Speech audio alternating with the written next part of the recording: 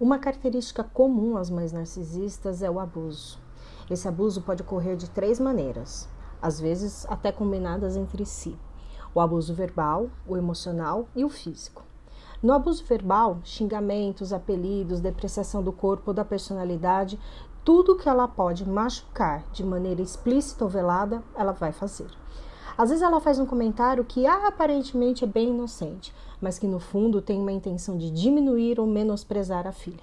Por exemplo, se a filha é um pouco gordinha quando criança, ela pode falar abertamente como: "Nossa, você tá ficando cada dia mais gorda. Quando crescer, homem nenhum vai querer você." Ou ela pode se fazer de uma maneira um pouquinho mais sutil, dizendo: "Você tá ficando igual o corpo da sua tia. Realmente você puxou a família do seu pai." Dias depois, ela comenta o quanto a tal tia está acima do peso. Tudo que ela pode fazer para depreciar verbalmente, né, como eu disse aqui, explícita ou implicitamente, ela faz, né?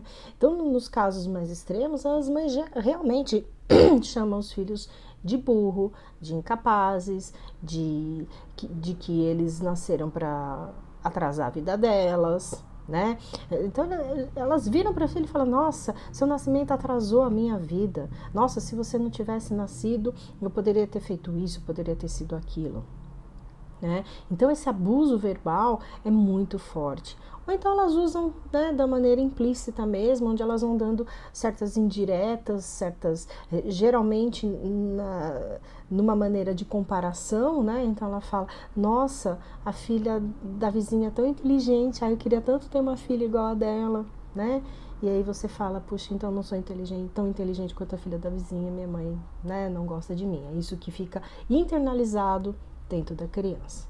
Então, o abuso verbal é uma das formas de abuso dessa mãe, desse pai narcisista. O abuso emocional, né? Aqui o título de mãe volta com toda a força e ela exige atenção constante e plena focada nela. Ela conta os seus segredos para os outros e ainda diz: "O que é que tem? É uma coisa tão besta." Não há limites para chantagens e a sua privacidade simplesmente não existe. Menstruou a primeira vez? A vizinhança inteira vai ficar sabendo.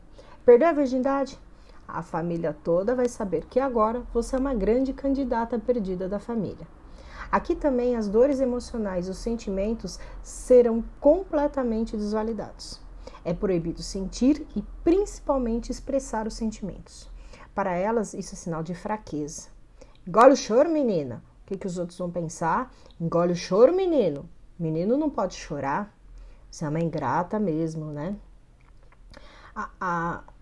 O cerne de uma família narcisista, ou uma família que tem um pai ou uma mãe narcisista, é que sentimento para eles é sinal de fraqueza. Então, sentimentos são desvalidados sempre, sempre, sempre. Disparou o alarme do carro. Voltou. Falei, né, gente, eu tô gravando do escritório com essa pandemia, então de vez em quando vocês vão ouvir mesmo alguns sons estranhos no fundo, tá bom? Mas não ligue não. Bom, mas voltando, né, a gente estava falando do abuso emocional e dos sentimentos. Os sentimentos e as emoções dentro de uma família narcisista são proibidos de serem vividos e expressados. E o terceiro tipo de abuso são os abusos físicos. Surras, castigos, privações é uma das formas mais explícitas de abuso. Em alguns casos, ocorre inclusive abusos sexuais com a negligência ou, em casos extremos, com a conivência delas. A culpa é sempre da filha. Ela mereceu. Quem mandou não me ouvir? Vamos ver se assim você aprende a me obedecer. É o tipo de abuso que deixa marcas no corpo e na alma. Como ela é nossa mãe, ela tem o direito de nos bater, de castigar, mesmo em grandes proporções. Somos propriedades dela, somos propriedades e eles podem fazer o que quiser. Frases como: "Nossa, mas eu apanhei, não morri", são usadas para validar esse tipo de abuso. Sim, a gente apanhou, não morreu, só que a gente cresceu com uma noção totalmente distorcida do que é o amor, né? Do que é aceitar uma violência. Na cabeça da criança, ela fala assim: minha mãe tá me educando, a minha mãe me ama, então se ela me ama, ela me bate. Então, se bater é uma forma de demonstrar amor. E a gente cresce com essa noção totalmente distorcida do que realmente é bater, do que realmente é uma agressão, do que realmente é o amor, e a gente acaba aceitando coisas que não deveria aceitar quando a gente está na nossa vida adulta, né? Então, a forma desse abuso físico, desse abuso no corpo, que também reflete na alma, acaba refletindo no nosso comportamento também como adultos, né? Não só o físico, mas também o emocional, né? E o abuso verbal. Então, o abuso é uma marca muito característica do narcisismo. Bom, vamos agora para o quarto tópico. Empatia zero e indisponibilidade emocional. Empatia não existe para o narcisista. Sem empatia nenhuma, adoram julgar, falar mal dos outros, fazer comparações. Muitas vezes são preconceituosas, homofóbicas. A dor de ninguém abala as narcisistas, somente a dor delas. A indisponibilidade emocional dela também é latente. Se ela precisa de alguma coisa, o mundo deve isso a ela. E você, como filha, tem o dever de ajudar. Você deve isso a ela. Mas se você que precisa de um apoio, uma palavra, um gesto, um acolhimento, você vai ficar querendo. Ou ela não pode, ou ela vai perguntar o que você tem, e aí vai arrumar um jeito de ter uma dor ou um problema ainda maior que o seu. E pela culpa que carregamos, vamos acabando deixando a nossa dor de lado para amparar e pagar, sim, a nossa dívida eterna que a gente tem com ela. Para vocês terem uma ideia, eu tenho 2 filhos, os 2 nasceram prematuros, de 8 meses, né? O meu segundo filho, eu fiquei 15 dias internada antes dele nascer, porque eu precisava segurar ele, né? Precisava segurar o máximo possível pela questão da formação do pulmão, a respiração, essas coisas. Bom, consegui ficar 15 dias no hospital, né? Imagine o meu estado emocional naquele momento, né? Entre o meu primeiro filho e o meu segundo filho, eu perdi um bebê no 5º mês de gestação, então a gravidez dele inteira eu passei com muito medo de perder ele também. E no dia dele nascer, a médica falou: Raquel, vai ter que nascer. Foi marcada a cesárea, já estava no hospital. Minha mãe chega, né? E naquele momento, como filha, o que você mais quer é a sua mãe do lado, né, para te amparar. E a minha mãe chegou com uma dor de dente, né, e não desmerecendo a dor de dente de ninguém, porque eu sei como dor de dente é ruim, mas eu estava dando à luz, né, e a história rodava em cima daquela dor de dente, e ela começou a me deixar mais aflita ainda e mais nervosa, porque por culpa eu queria... Eu sucumbi o que eu estava fazendo ali, que eu estava tendo um filho, que eu ia ter outro filho prematuro, para tentar amparar a dor de dente dela. E além disso, ela começou a discutir comigo, porque eu tinha colocado um enfeite de porta de maternidade, e ela tinha comprado um, e ela queria colocar o enfeite dela, e eu não queria, e eu me preparando para ir ter uma cesárea de emergência, discutindo por conta da porcaria do enfeite da porta da maternidade. Bom, enfim, meu filho nasceu, né? Fiquei o tempo de repouso necessário na sala de espera. Quando eu voltei para o quarto, isso depois de umas 2h30, mais ou menos, depois que o bebê nasceu, que eu voltei da anestesia, né? Que você começa a sentir as pernas. Primeiro que eu me deparo na porta do quarto que eu tava com a troca do enfeite, né? Ela simplesmente tirou o enfeite que eu tinha colocado da maternidade, colocou o que ela levou, porque ela julgava ser mais bonito, né? E era o que ela queria. E quando eu perguntei pro meu marido, cadê minha mãe? Né? Foi tomar um café, foi dar uma volta.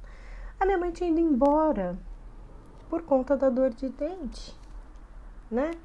E, enfim, não desmerecendo, de novo, né? Falando, não desmerecendo a dor de dente dela, eu esperava que pelo menos ela estivesse lá quando voltasse da anestesia. E ela voltou para ver o meu filho quando ele fez 1 aninho, no aniversário de 1 aninho dele, né? Então, a indisponibilidade emocional do narcisista é gigante. Então, é uma coisa que a gente tem que aprender a conviver. Não esperem. tá? Não tem, não vem, não tem de onde vir, tá? É uma verdade muito doída, mas é uma verdade que a gente tem que compreender rápido, tá? A empatia e a indisponibilidade emocional deles são muito latentes, tá bom? Bom, quinto item, a gente já está na metade, né? E agora nós vamos falar que a questão de ser extremistas. Bom, extremistas ou são maníacas por limpeza ou não estão nem aí com cuidado com os filhos e a casa. Quando são maníacas por limpeza, a vida gira em torno de neuras. Não podemos usar o banheiro porque ela acabou de limpar e tirar o lixo, não podemos beber água porque vamos sujar o copo, não podemos trocar de roupa porque o cesto está vazio e aí você ouve, acabei de lavar toda a roupa. Quando estão no outro extremo, a casa parece um depósito de lixo, coisas acumuladas, sujas, quebradas. E isso se reflete também nos cuidados com os filhos. Ou andam todo engomados, que não podem nem se sentar para não amassar, não brincam para se sujar, as roupas são impecáveis, o cabelo é impecável, ou andam completamente sujos, largados à própria sorte. Também são extremistas quando o assunto é sexo, ou são extremamente puritanas ou possuem uma sexualidade muito exacerbada. No primeiro caso, as filhas são prostitutas. No segundo caso, somos concorrentes. Chega ao ponto de algumas mães, inclusive, investir nos namorados e maridos das filhas, assediando e provocando sexualmente. É verdade, gente, não é exagero, não. Muitas filhas têm vergonha de falar, mas algumas mães dão em cima, assim, dos genros. Isso é uma coisa horrível. É até impensável de falar, mas acontece. Né? Elas têm esses opostos, tudo no narcisismo. Você imagine que é um extremo e que são os opostos desse extremo, né? Eu lembro que em casa a gente tinha um banheiro, no meu caso era mania de limpeza, então eu lembro que em casa a gente tinha um banheiro que era todo azul, mas todo azul, azulejo azul, piso azul, tampa do vaso azul com borboleta azul, tudo era azul, né? E a gente não podia usar o banheiro, porque a gente ia sujar o banheiro, a gente ia estragar, a gente ia quebrar. Então, até hoje eu confesso para vocês que quando eu entro num banheiro e o banheiro azul, eu tenho trauma, eu não consigo usar, porque parece que trava, né? O banheiro é azul, não vai rolar usar o banheiro ali. Então, extremamente extremistas ficou redundante, né? Mas a característica é o extremismo, tá bom? Bom, o próximo tópico, que já estamos no tópico 6, já estamos para um pouquinho da metade, é a questão financeira, extremamente apegadas ao dinheiro. Oi, gente.